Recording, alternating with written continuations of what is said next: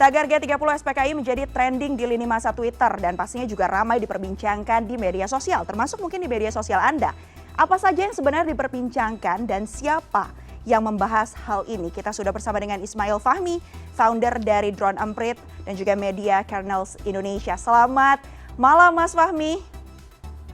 Selamat malam Mbak Maitri. Khas sekali ya latarnya, khas Drone Emprit.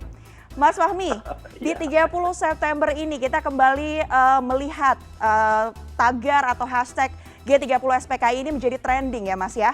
Nah dari analisis Anda, apa saja sih sebenarnya yang diperbincangkan di lini masa oleh warganet terkait dengan G30 SPKI? Apakah peristiwanya, filmnya, atau apa? Ya, baik, terima kasih Mbak. Ini kalau saya lihat ya, ambil data kira-kira 7 hari ke belakang. Gitu. Nah, itu percakapannya cukup banyak, beragam, terutama itu tentang film. Oke. Ya, pemutaran film itu menjadi kontroversial, ya, antara mereka yang setuju dan tidak setuju, gitu. Dan ada juga percakapan tentang, oke, kita setel juga lah film yang lama, tapi ada juga film yang baru kan, ya judulnya Jagal. Gitu. Jadi saya lihat sekarang sudah mulai agak cair, ya. Kalau kita lihat di dalam peta percakapan itu ada dua kelompok ya, dua klaster. Tapi yang paling besar adalah mereka yang sebetulnya yang setuju. Mereka setuju dengan pemutaran film itu. Tujuannya adalah untuk mengingatkan lagi supaya cinta tanah air gitu ya, ingat kekejaman. Tapi juga ada di sana sudah mulai cair itu supaya kita lihatlah dari sisi yang lain. Kita lihat dari film Jagal misalnya. Kita lihat bukan hanya dari film yang zaman dulu saja ini. Nah, diskursus ini saya kira menarik, ya, sekali menarik. Bahkan itu di kalangan mereka yang setuju dengan nonton film yang lama pun mereka sudah mulai melihat yang baru. Gitu. Oke, berarti kalau kita bisa katakan mayoritas apakah kemudian di tahun 2020 ini 30 September 2020 banyak yang kemudian memperbincangkan terkait dengan filmnya ya? Berarti bukan murni terkait dengan peristiwa yang terjadi pada tahun 65 itu, Mas? Itu termasuk di dalamnya kan. Okay. Sebetulnya itu yang ketika mereka bicara soal film, mereka bicara soal konten di dalamnya. Ya. Makanya kenapa kalau diskursus yang ada adalah bukan hanya nonton film yang versi lama saja, tapi juga yang Jagal. Melihat konteks, melihat konten, melihat dari berbagai aspek gitu. Oke, emosinya yang dituangkan dalam cuitan-cuitan mereka itu seperti apa, Mas? Nah ini menarik ya, paling besar itu soal trust, ya, kepercayaan. Jadi ini soal kita percaya atau enggak, gitu. Jadi mereka berdiskusi, kita percaya enggak peristiwa itu terjadi? Kita percaya enggak bahwa ada kekejaman PKI misalnya? Itu yang pertama ya. Terus kemudian yang kedua adalah mereka yang percaya itu biasanya banyak menyampaikan, ini loh cerita dari orang tua saya, kakek saya, kiai-kiai saya zaman dulu, saya tinggal di desa. Nah, itu bagaimanapun karena sudah real ya, kejadian real, itu tidak bisa mengubah persepsi mereka ketika ada gambaran bahwa oh itu rekayasa, itu nggak bisa berubah karena itu real. Gitu.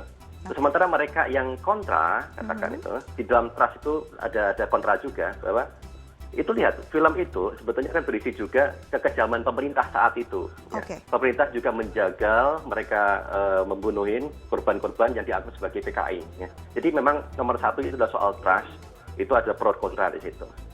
Kemudian yang kedua itu soal ya fear ya, soal takutnya, bagaimana banyak mengangkat kekejaman, mereka yang nonton pun juga merasakan kekejiannya. Ya. Dan ada yang merasa banyak sekali ini percakapan, kenapa ya kok kemudian film ini dilarang? Jangan-jangan karena takut kekejaman itu muncul lagi. Gitu. Baik, tapi kalau dilihat dari data-data yang ada, kemudian Anda analisiskan sebarannya seperti apa sih Mas? Siapa saja yang membicarakan isu ini? Kita mungkin bisa bahas lebih dalam, mulai dari rentang usianya berapa sampai berapa yang ramai memperbincangkan hal ini, lokasinya di mana, profesinya apa, termasuk dengan keaslian akun-akun yang kemudian membicarakan hal ini di media sosial. Silakan Mas Fahmi. Ya, kita pertama lihat dari peta sebaran menggunakan social network analysis ya, petanya gitu. Itu paling enak ya kita lihat. Itu ada dua klaster besar dan satu klaster kecil. Yang terbesar adalah mereka yang mendukung supaya ini diputar lagi, kita pelajarin lagi, kita ingat lagi peristiwa yang lalu. Dan ada klaster yang sangat kecil, ya. Yang kecil itu sebetulnya mereka mempertanyakan ngapain sih kita setel lagi gitu. Dan ada beberapa yang kemudian mereka menampilkan misalnya dialog di acara Rossi misalnya gitu ya, dari Mas Usman Hamid ya, waktu itu menjelaskan bahwa film itu dulu juga sempat di stop misalnya gitu. Dan kemudian yang mereka ikut bercakap itu rata-rata cukup besar itu anak milenial, Mbak. Ya, milenial. Ya, karena ya itu usia antara 9 sampai 29 tahun lah kira-kira. Kemudian diikuti dengan usia 18 tahun ke atas. Tapi ini kan karena bias ya, kebias terhadap pengguna media sosial kita memang rata-rata terbanyak seperti itu. Ya. Nah, yang menarik adalah usia di atas 40 tahun. Ternyata cukup tinggi.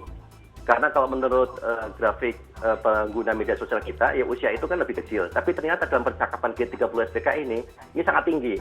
Artinya cukup besar, orang-orang yang usia tua pun itu, mereka terlibat dalam percakapan. Berarti mereka ikut terlibat, ikut mencuitkan sejumlah hal terkait dengan peristiwa 30 September ini ya Mas ya? Untuk yang usia di atas 40 tahun.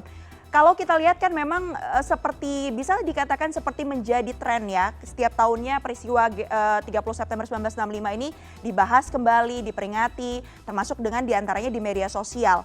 Kalau yang berbeda sebenarnya dibandingkan dengan pembahasan di lini masa, kita khusus di lini masa ya, jika dibandingkan dengan tahun-tahun sebelumnya ini apa Mas dan bagaimana trennya? Apakah di tahun 2020 ini lebih sedikit yang memperbincangkan dibandingkan tahun sebelumnya atau justru banyak yang memperbincangkan tahun ini?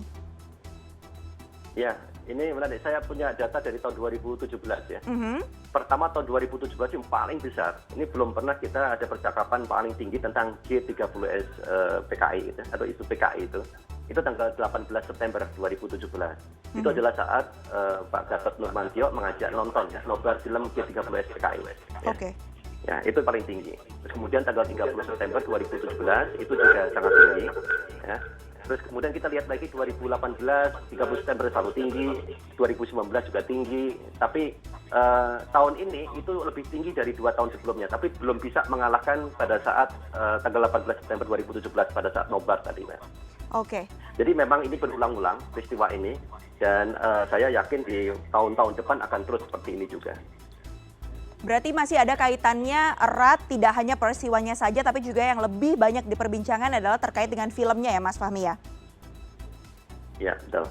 Baik, terima kasih banyak Mas Ismail Fahmi sudah bergabung bersama kami di CNN Indonesia Connected pada sore hari ini.